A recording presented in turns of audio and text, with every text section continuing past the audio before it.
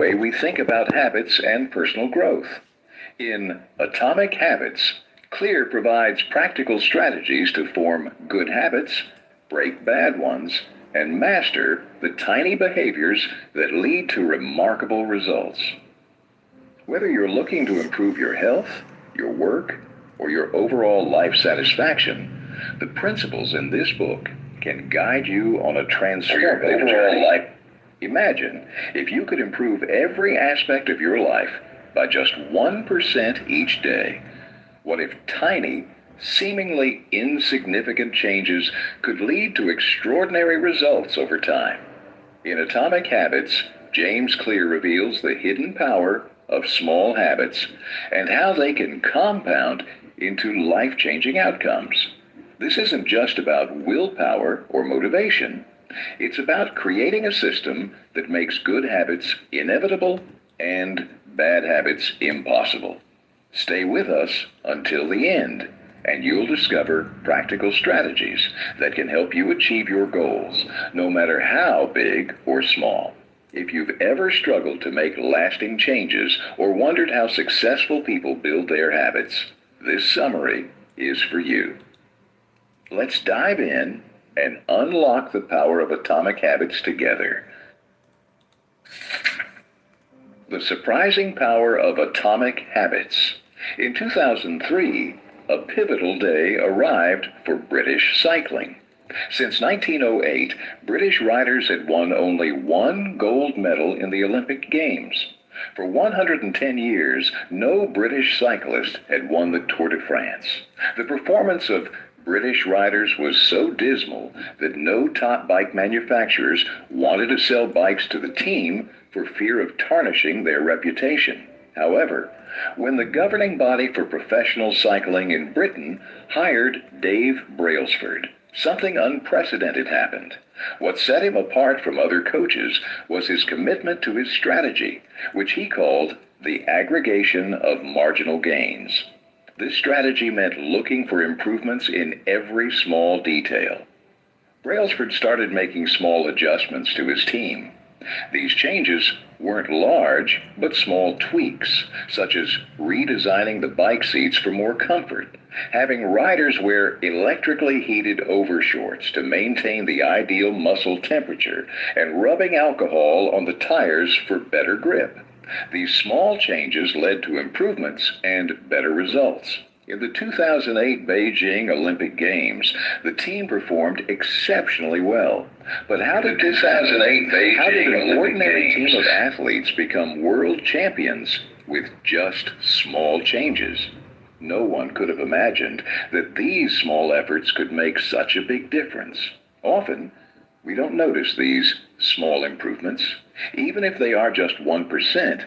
But if you pay attention, they are very effective, and their effects are seen not immediately, but after several years. Let's see how this works mathematically. If you improve by 1% every day for a year, you will end up 37 times better by the end of the year. Habits are like the compound interest of self-improvement. Their impact doesn't show up in a day, but definitely becomes visible after months of practice.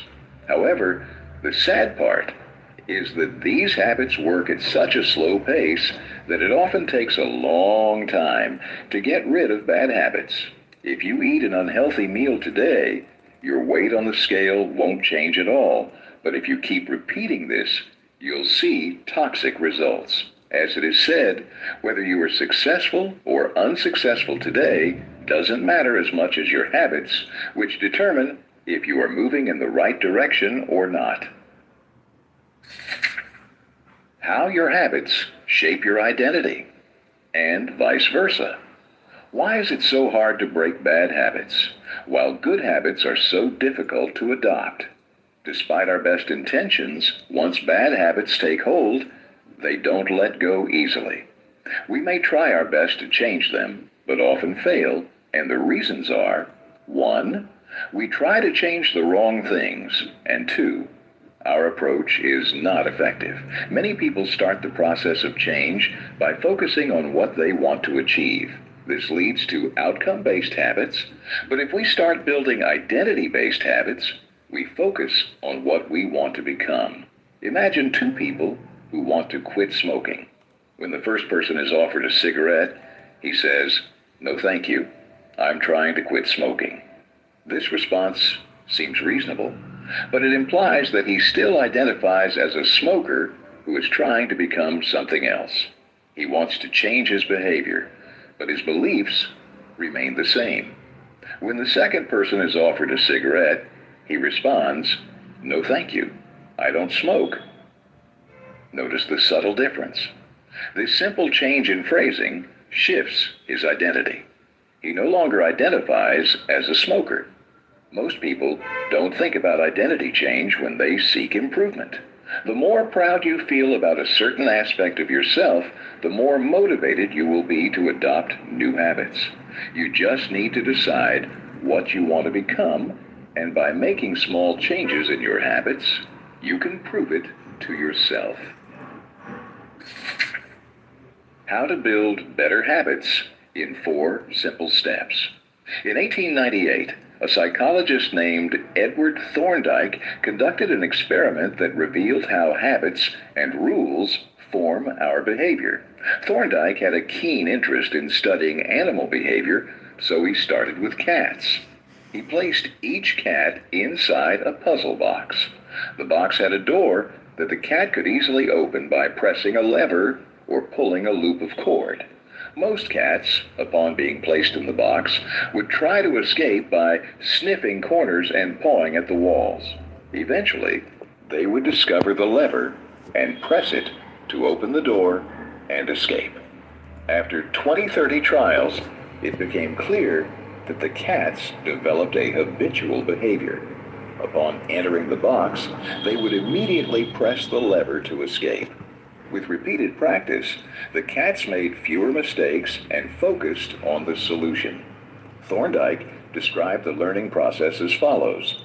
Behaviors that produce satisfying results are likely to be repeated, while those that produce unfavorable results are less likely to be repeated.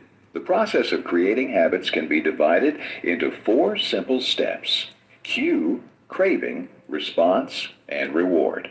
1. Cue. The cue triggers our brain to initiate a behavior.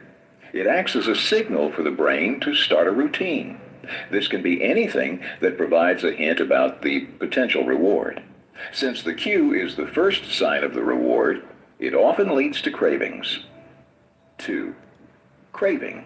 Cravings are the motivational forces behind every habit. Without craving a change, we have no reason to act. For instance, you don't crave smoking a cigarette. You crave the relief it provides. Cravings drive our actions because they are linked to a desire for a specific outcome. 3. Response. The response is the actual habit you perform, which can take the form of a thought or an action. Whether a response occurs or not depends on how motivated you are and how much effort it requires. If a particular action demands too much effort, it might not become a habit. 4. Reward.